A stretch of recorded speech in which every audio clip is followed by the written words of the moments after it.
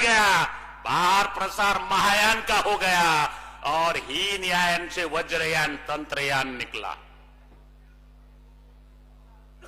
आज क्या हालत है? आज ये घुमंतु जातियां इस ब्राह्मणी व्यवस्था की शिकार है। खानदेश एरिया में डौरी गोसाई मारे गए, लॉकडाउन में गिरी महाराज मारे गए, दशनाम गोसावी, और मारने वाले पालघर में जो मारने वाले लोग हैं, अगर वो गिरी गोसाई हिंदू महाराज है और आरएसएस ने जो पाले हुए, बीजेपी ने जो पैदा किए हुए, वो उसको क्यों मारे? मारना नहीं चाहिए था। वो तो नासिक से निकलकर दूसरे मठ चला जा रहा था। उनको मालूम है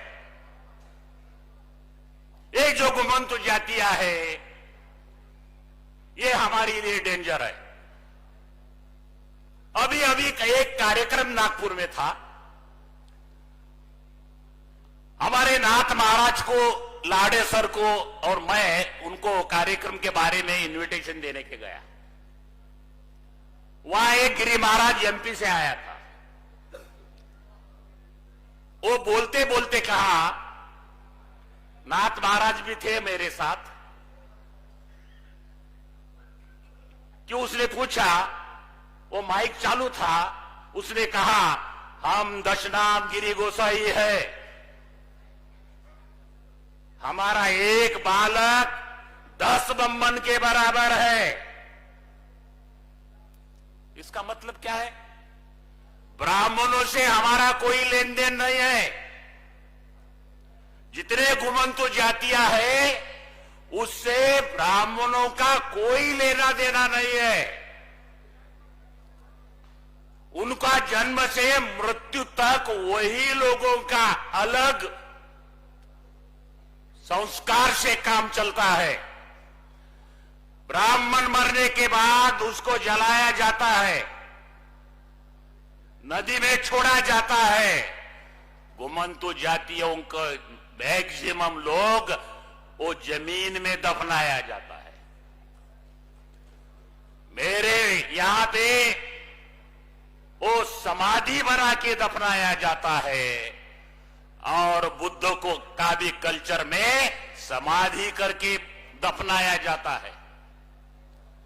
हमारी मूल परंपरा है।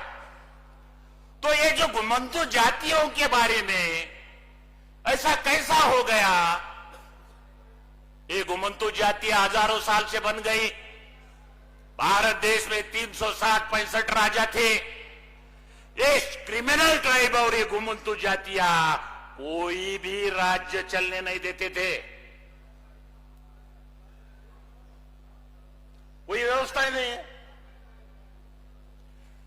आप ये राजा का इतिहास देखोगे, वो सब लोग परेशान थे घुमंतु जातियों की वजह से। अंग्रेज आ गए, अंग्रेज को ट्रेन का रास्ता बनाने के लिए घुमंतु जाति का सपोर्ट लेना पड़ा। बुद्ध के समय में ये घुमंतु जातियां ये बुद्ध के प्रसारक है, प्रचारक है। सबसे बड़े प्रचारक जिनको बंजारा कम्युनिटी कहते हैं, लमान कम्युनिटी कहते हैं, वो बुद्ध के प्रचारक है। उनके वजह से बाकी घुमंतु जातियों में विचारधारा का फैलाव हुआ। ब्रिटिश आते थे, रेलवे बनाई, रेल से वो खजीना इकट्ठा करते थे। घुमंतु जातियों के लोग वो रेल ट्रेन को जंगल में रोकते थे, खजीना लूटते थे। अंग्रेज परेशान हो गए, ये घुमंतु क्या क्या किया जाए? ये कौन से लोग हैं? ये जंगल में भी नहीं है, ये गांव में भी नहीं है, ये कोई इनका पड़ाव भी नहीं दिखता।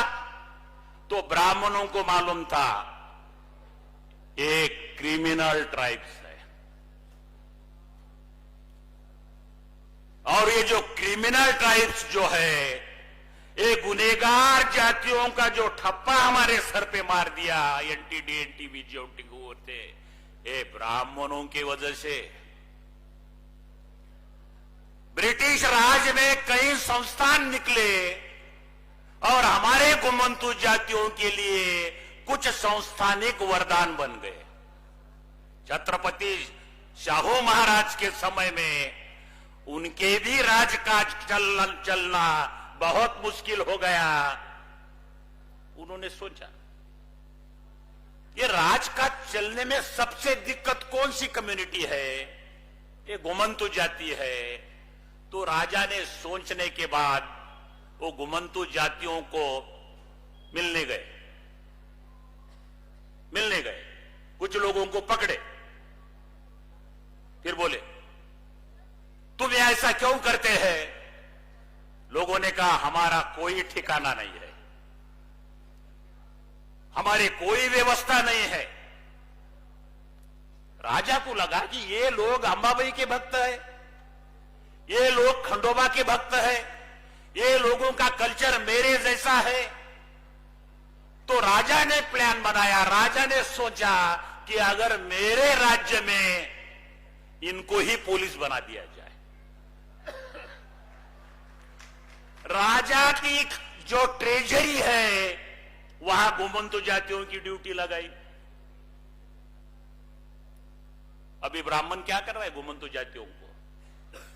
जो घुमंतु जातियों के पुलिस डिपार्टमेंट में लोग हैं, उनको नक्सलाइट्स का मुकाबला करने के लिए इन्हीं लोगों को भेजा जाता है।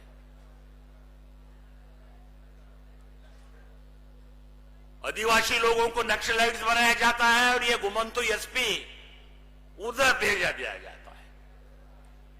दोनों भी गए तो दोनों भी मूल निवासी मारे गए। ये घुमंतु जातियों के इस शाहू महाराज के वजह से हमारे शाहू स्टेट में, कोल्हापुर स्टेट में हमारे घुमंतु जातियों के सेपरेट कंपलसरी सेटलमेंट हुई। रहने के लिए मकान मिल गए, कंपलसरी शिक्षा मिल गई। आज कोल्हापुर स्टेट और पश्चिम महाराष्ट्र के घुमंतु जातियों के आज क्लास 1 और सेक्रेटरीट लेवल तक लोग हैं। राष्ट्रपिता ज्योतिराव फुले और शाहू महाराज और डॉक्टर बाबा साहब अंबेडकर की वजह से यह आंदोलन 108 साल बना और यह संविधान लागू हुआ और यह संविधान की वजह से घुमंतु जातियों में क्रांतिकारी बदलाव आ गया। जब लोग पढ़ने लग गए, जब हायर एजुकेशन शुरू हो गया, तब इन लोगों को आंदोलन के बारे में मालूम होने लगा। मैं 86-88 में स्टूडेंट था, इंजीनियरिंग कॉलेज औरंगाबाद में पढ़ता था और बामसेब के पोस्टर दीवारों को पढ़ता था। DS4 के पोस्टर पढ़ता था। एक तरफ आरएसएस का संगठन अखिल भारतीय विद्यार्थी परिषद दिखता था। ये पोस्टर देखकर ये जो स्लोगन है वो पढ़ने के बाद ही मैं एक्साइट होता था।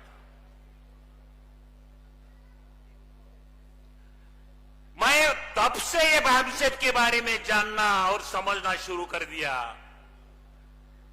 तो शुरू में मिसगाइड करने वाले लोग कहने लगे ये एससी लोगों का संगठन है। फिर सर्विस में आ गया, फिर बामसेब के लोगों के संपर्क में आ गया और धीरे धीरे उसके बारे में जानकारी, क्योंकि जिंदगी में मैंने डिसाइड किया था, इंजीनियर हो गया, नौकरी लग गई, पेट का मामला खत्म हो गया। लेकिन ये जो घुमंतु जातियां जो है, क्योंकि मैं उससे रिलेटेड हूं, मेरे कई पूर्वजों के, कई रिश्तेदारों के मठ है और वो मठों में कई घुमंतु जातियों के लोग वहां रेस्ट के लिए, ये एक दो दिन मुक्काम के लिए, या जिसको कुछ भी नहीं मिलता था वो मठ में आते थे। उस समय से इसकी रीडिंग है। तो इन घुमंतु जातियों के बारे में मेरा ज्यादा लगाव है।